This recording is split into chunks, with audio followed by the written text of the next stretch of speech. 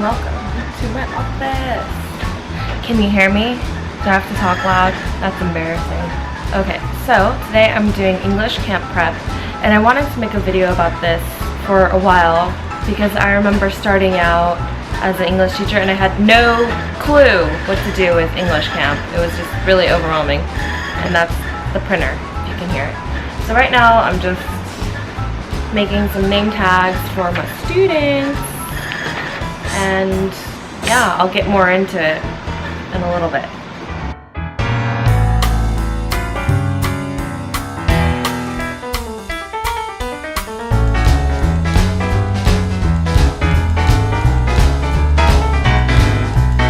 Okay, hi. I finished making all of the camp books, so now I wanted to bring you into my English room. I wanted to bring you guys in here earlier, but one of the other after-school teachers, she was teaching a class in here, so couldn't do that. My room is a huge fat mess. I already finished one camp. I did 4th grade camp, and next week I'm going to be doing 5th grade camp. Just to clarify, I am teaching the same exact materials and things. Only difference is I give more difficult material to the 5th graders as opposed to the 4th graders. For their level, you know? Yeah, no? Okay.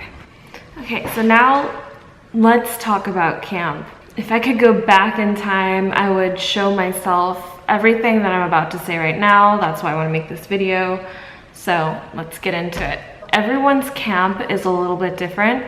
My camp has, you know, a specific set of requirements. For my camp, it's 4 days long. Every day we spend about 3 hours and 50 minutes together. I teach 4th grade and 5th grade. I must have one cooking class, and I need to make a camp book. On top of that, at the end of camp, there should be some camp prizes. That's the office next to us. So I recommend, with all of these requirements in mind, that you start at least 2 months in advance. My summer camp is the last week of July to the first week of August. Winter camp is the last week of December to the first week of January. So with that in mind, I have to start my camp planning in May and October, respectively.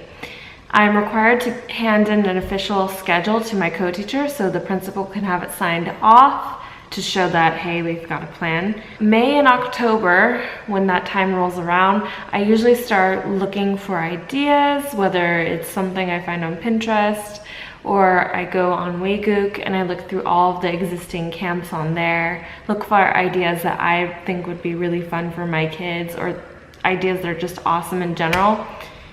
And from there, I start generating, you know, topics, and then from topics, I start thinking about what vocabulary we're gonna learn and practice, what materials we're gonna use, what games we're gonna play, etc., etc. On top of that, I also have to make a book, like I said before.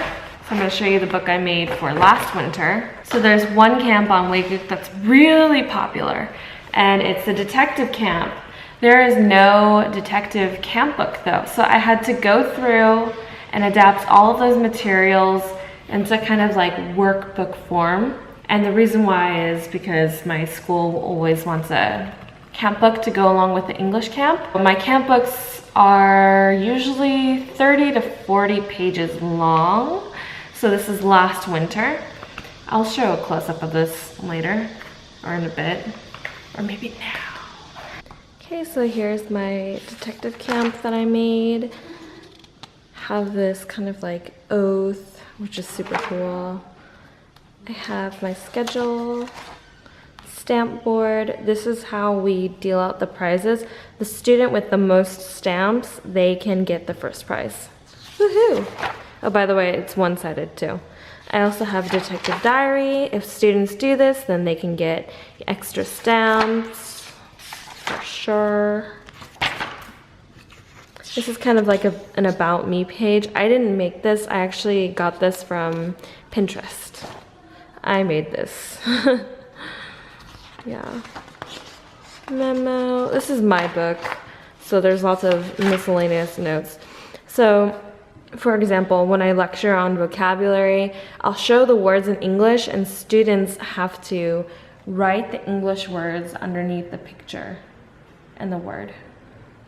So that way they're actively writing and reading, blah, blah, blah, blah, blah. My camp is strict, man. And then I have some activities that help them practice the new vocabulary they learned. Yeah. Just really a lot of work, a lot of time spent making each one of these pages. A lot of these pages I actually made from scratch, and how I did it was I used, what did I do? I used PowerPoint and then I copied and pasted it into a Word file. I'll eventually upload this to waygook.com because I'm sure there's other people who have to make camp books, and this will probably save somebody a lot of time. Yeah, this is probably my favorite camp that I've done.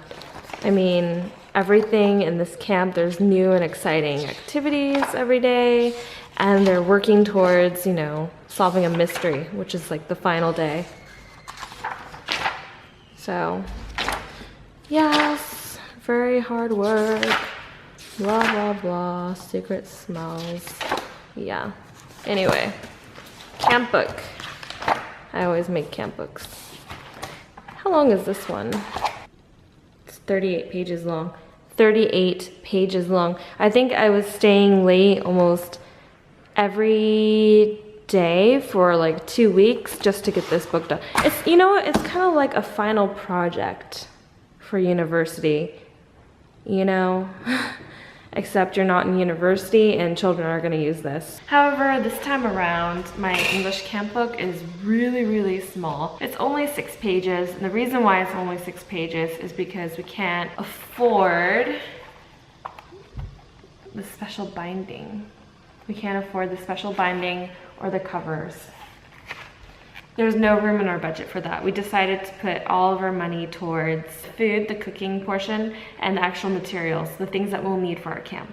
So for this camp, I wanted to focus, because our budget is slashed, I wanted to focus more on fun and interactive activities, and also kind of throw in some arts and crafts in there, because I love arts and crafts. So this camp, we focused on drama. So from the topic of drama, I tried to think of some subtopics. So I thought of puppets. What else? Puppets. I'm so easily distracted. This is so sad. You know what? I'm just going to show you my camp stuff. Okay, so here is the example book that I have for this camp. Like I said before, this is extremely short. It's only 6 pages long. What I really want to show you though is the camp schedule. So this is what I take to my teacher to show that I have a plan. I think about, like I said before, some topic or ideas I'm interested in, and then I break them into subtopics. So for drama, I decided to go with, you know, what is drama, like an introduction. Ready action is like exploring gestures and emotions, and then we finish each day with a role play. And then day 3, I have my cooking class, and so on and so forth. It's nothing too revolutionary.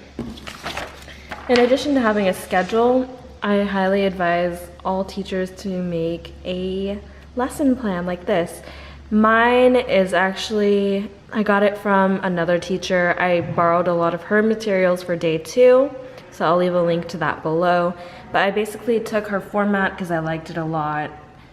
You know, it goes by, you know, period, and you have the detail information, and then you can kind of make a checklist of all the materials you need here. One thing I like to do in general for planning is I like to leave at least 10-minute break. So if I go over any of my activities, it's easy just to, you know, use some of the break time and give the students like maybe a couple minutes to do whatever they need to do. Yep, so lesson plans. I totally recommend them. Other things I like to do is I like to make game materials. So here I got a Go Fish set that I made for some of the vocabulary. It's pretty simple, easy. Each group I like to have a different pattern of card. So if one of the students loses their cards, I know exactly what deck it's supposed to go into. So it's easier to keep track of. And I just print this on like kind of heavy cardstock paper. Yup, super easy. Soup's easy, yo. And then here's another camp book I made. These are extra stamp boards. It's my camp book. Pretty much it follows, I win. It follows the same, you know, format. This is uglier. It's not pretty. Okay, over here. One strategy I like to use for camp is I divide everyone into teams. So we have 5 teams, they're different colors, yellow, blue, green, red, purple, boom. So I have the desks set up as such. I have 5 groupings and the students have to work together in their teams to get points. The people who have the most points at the end of the day, they can get +3 extra stamps, which is pretty awesome. Also, if I need them to play a short, small game with each other, they're already in groups of 4, which is super duper nice. Now I'm gonna get this room all set up and maybe I'll leave the time lapse. I have no idea. I don't know what I'm doing. I'm crazy.